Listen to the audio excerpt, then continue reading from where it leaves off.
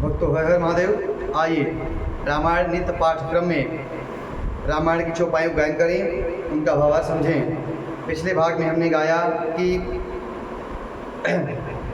रनिवास में जनक जी का आगमन होता है और माता कौशल्या भरत जी की बड़ाई करती हैं और इसमें रात्रि का दोपहर निकल जाता है, तो माता सुमित्रा जी कहती हैं कि बहुत देरी हो गई। आइए आगे क्रम में हम चौपाई गायन करें, उनका भावार्थ समझें। वीडियो अच्छा लगे तो यूट्यूब चैनल को सब्सक्राइब जरूर करें, शेयर करें। जय श्री राम कमेंट करें। प्रिय परिजन ही मिली बैदेही, जो जही जो भांति तेहि तेहि, तापस बेस जान की देखी, भासबु बिकल विषाद विषेही। जनक जी जानकी जी अपने प्यारे कुटुंबियों से जो जिस योग्य था उससे उसी प्रकार मिली। जानकी जी का तपस्विनी का वेश देखकर और सभी शोक में अत्यंत व्याकुल हो गए। जो माताएं अवधपुरी से आई थीं, उनकी माता मिथिला से आई थीं, तो जानकी जी को तपस्वी के वेश में देखकर सब काफ़ी व्यथित हुई, व्याकुल हुई। जनक राम गुरु आय सुपाई, चले थलहि सिय देखी आई, लीन हिलाई और जनक जानकी, पाहुनि पावन प्रेम प्राण की। जनक जी श्री राम जी के गुरु वशिष्ठ की आज्ञा पाकर डेरा को चले और आकर उन्होंने सीता जी को देखा और जनक जी अपने पवित्र प्रेम और प्राणों की पाहुनी जनक जी को हृदय से लगा लिया। उर उमगेउ अम्बुधि अनुरागो, भयउ भूप मनु मनहु प्रयागो, श्रिय स्नेह बटु बाढ़त जोहा, तापर राम प्रेम से सुसोहा। उनके हृदय में प्रेम का समुद्र उमड़ पड़ा। राजा का मन मानो प्रयाग हो गया हो। उस समय उस समुद्र के अंदर उन्होंने सीता जी के स्नेह रूपी अक्षयवट को पढ़ते हुए देखा। उस पर श्री रामचंद्र जी का प्रेम रूपी बालक सुशोभित हो रहा है। चिरजीवी मुनि ज्ञान विकल जनो, बूढ़त लह उबाल अवलंबनु, मोह मगन मति नहीं विदेह की, महिमा सिय रघुवर स्नेह की। जनक जी का ज्ञान रूपी चिरंजीवी मुनि व्याकुल होकर डूबते डूबते मानो उस श्री राम प्रेम रूपी बालक का सहारा पाकर बच गया। वस्तुतः विदेहराज की बुद्धि मोह में मग्न नहीं है। यह तो सीताराम जी के प्रेम की महिमा है कि उन जैसे महान ज्ञानी को भी विकल कर दिया। सिय पिय मातु स्नेह बस, विकल न सकी संभारी, धरनी सुता धीरज धर्यो, समो सुधर्म विचारी। पिता माता के प्रेम के मारे सीता जी ऐसी विकल हो गईं कि अपने को संभाल न सकीं, परंतु परम धैर्यवती पृथ्वी की कन्या सीता जी और सुंदर धर्म का विचार कर फिर धैर्य धारण किया।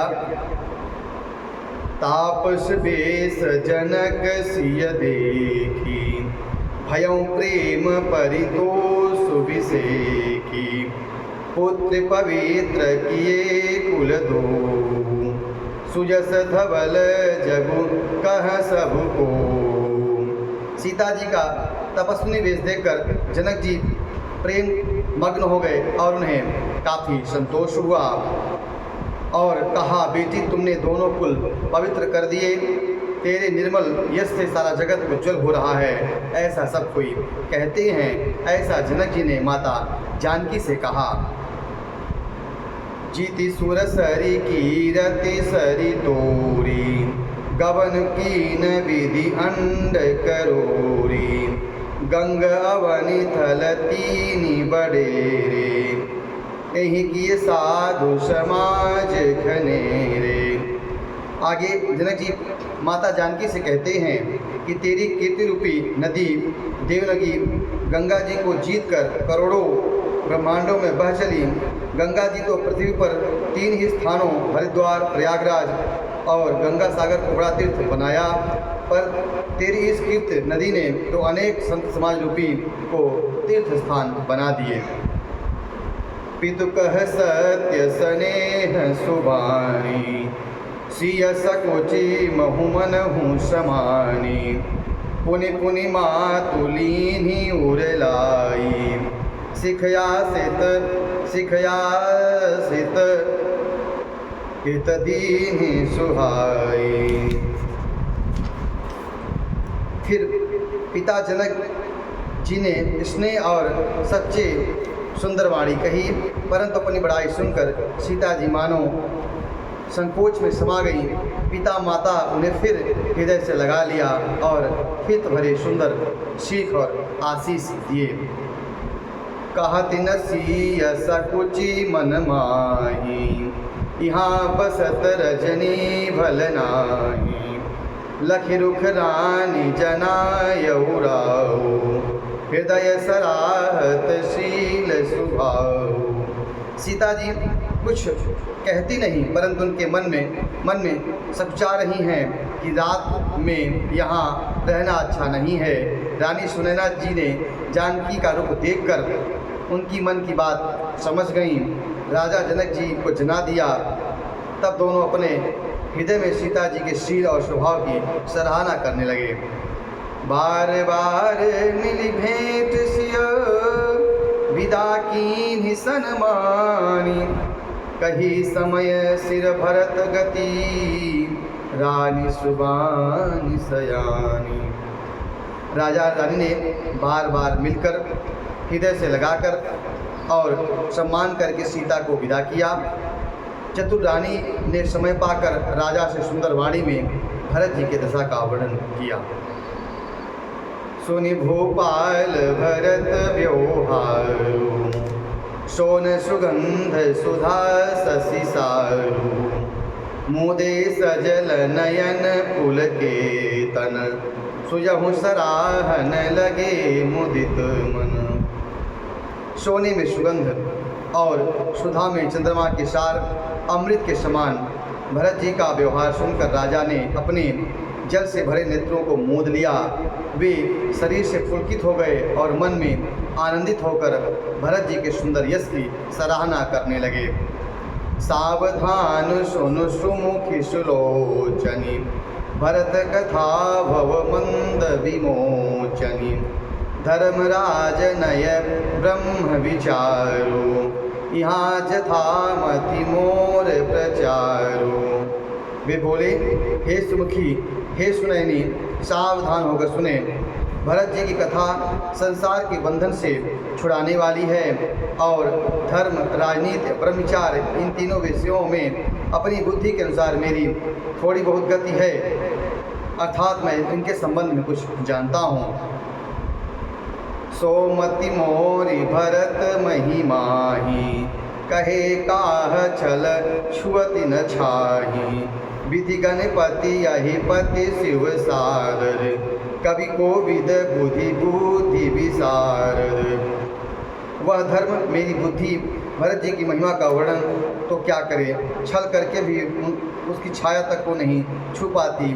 ब्रह्मा जी, गणेश जी, शेष जी, महादेव जी, सरस्वती जी कवि, ज्ञानी, पंडित और जो बुद्धिमान हैं, भरत चरित कीरति कर तूति, धर्मशील गुण विमल विभूति, समुझत सुनत सुखद सब काहू, सुचि सुर सरी रुचि निदर सुधाहू। सब किसी को भरत जी के चरित्र, कीर्ति करनी, धर्मशील गुण और निर्मल ऐश्वर्य समझने और सुनने में सुख देने वाले हैं और पवित्रता में गंगा जी तथा स्वाद में अमृत का भी तिरस्कार करने वाले हैं, जो भरत जी का इस गान है। निरवधि गुण निरुपम पुरुषु भरत सम जानी, कहिय सुमेर किसेर समा, कवि कुलमति सकुचानी।